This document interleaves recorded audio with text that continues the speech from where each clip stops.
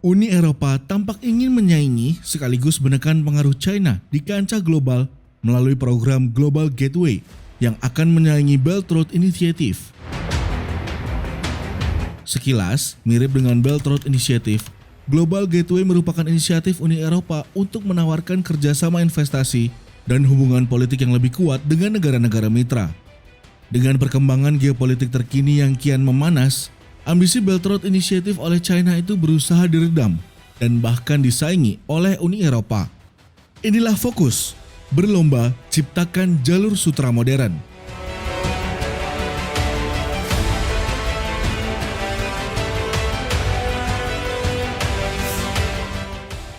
Dahulu kala, jalur sutra digambarkan sebagai jalur perdagangan yang harus dilewati dengan menaiki karavan besar, menembus stepa yang luas, dan sebuah jalur perdagangan kuno yang menghubungkan China dengan Eropa dan Afrika.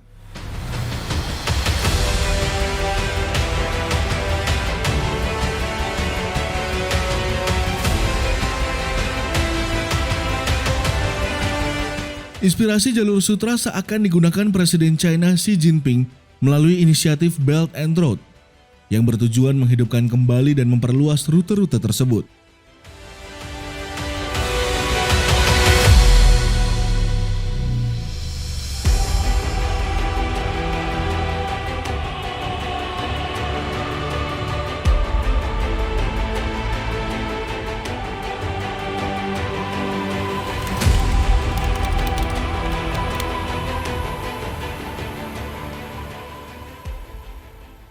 China sejak lama telah menggencarkan kebijakan obor sebagai medium untuk memperkuat pengaruhnya di kancah global. Namun kini, China mendapat pesaing dalam strategi serupa dari Uni Eropa. Obor, yang kini bersalin nama menjadi Belt and Road Initiative atau BRI, merupakan program yang diinisiasi China dalam bentuk gelontoran investasi guna mendukung pembangunan infrastruktur dan perdagangan. Fokus utama China dalam kebijakan ini adalah negara-negara yang di masa lampau menjadi rute perdagangan legendaris, yakni jalur sutra. Kebijakan tersebut dimulai oleh pemerintahan Xi Jinping sejak 2013. Adapun, BRI tersebut sejak lama telah diperkirakan sebagai modus bagi China untuk memperkuat pengaruhnya secara politik dan ekonomi di kancah global oleh para pengamat dan pejabat negara-negara barat.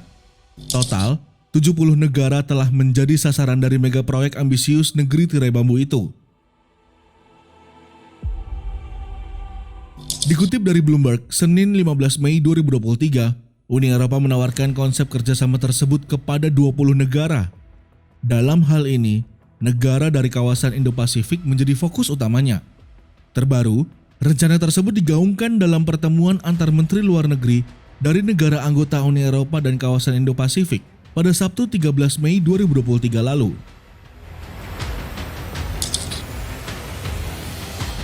Ambisi kami adalah bekerja menuju pelestarian Indo-Pasifik sebagai kawasan yang bebas, terbuka, makmur, dan inklusif serta membangun kemitraan yang setara, kata Menteri Luar Negeri Prancis Catherine Colonna dalam pidatonya. Sementara itu, Kepala Urusan Luar Negeri Uni Eropa, Josep Borrell, mengatakan Uni Eropa akan mengejar 20 proyek Global Gateway di Indo-Pasifik dalam waktu dekat. Bahkan Uni Eropa akhir tahun lalu sejatinya telah memulai inisiatif itu dengan menandatangani perjanjian kemitraan bersama Thailand untuk mendorong dialog bilateral tentang energi, perubahan iklim, dan masalah lainnya.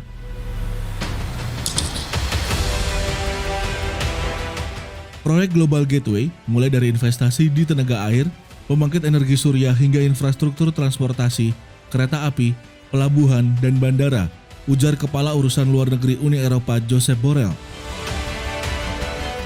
Menariknya, dalam pertemuan tersebut, China tidak diundang oleh Uni Eropa.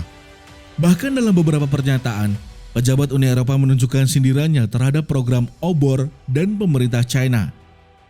Pernyataan Colonna terkait dengan jaminan proyek infrastruktur tahan lama, ketergantungan negara mitra dan risiko sektor digital seolah merujuk pada citra negatif yang sering muncul ke permukaan terkait dengan kebijakan China.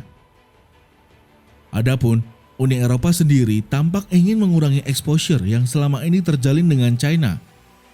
Hal itu salah satunya dipicu oleh sikap China yang baru-baru ini menunjukkan sikap bersahabat dengan Rusia. Padahal, Uni Eropa meyakini bahwa China tahu mereka sedang berkonflik dengan Rusia. Tak heran jika Uni Eropa mulai mengurangi jejaknya dari China. Lalu, bagaimana peluang Indonesia? Jika ditilik lebih jauh, maka Indonesia berpeluang untuk memanfaatkan program Global Gateway yang ditawarkan oleh Uni Eropa tersebut. Sebab, Indonesia saat ini tengah berupaya menyelesaikan Fakta Kerjasama Ekonomi Komprehensif dengan Uni Eropa yang disebut dengan Indonesia-Uni Eropa Comprehensive Economic Partnership Agreement atau IEU-CEPA. Di sisi lain, Menteri Luar Negeri Retno Marsudi mengingatkan bahwa kerjasama Indo-Pasifik harus konkret dan menguntungkan. Kerjasama semacam ini bukan hanya terkait dengan politik dan keamanan atau sekedar bersifat norm setting. Disinilah arti penting implementasi ASEAN Outlook on the Indo-Pacific, kerjasama konkret inklusif yang memprioritaskan 4 area kerjasama. Terkait perundingan IEU-CEPA, Menlu memberikan penekanan agar Uni Eropa menghapuskan kebijakan-kebijakan yang sifatnya diskriminatif, termasuk dari Uni Eropa dan penyelesaian segera negosiasi Indonesia IEU-CEPA. Sejauh ini, kerjasama Indonesia dan Uni Eropa masih menguntungkan Indonesia. Pada 2022, total perdagangan Indonesia-Uni Eropa tercatat sebesar 33,2 miliar US dollar.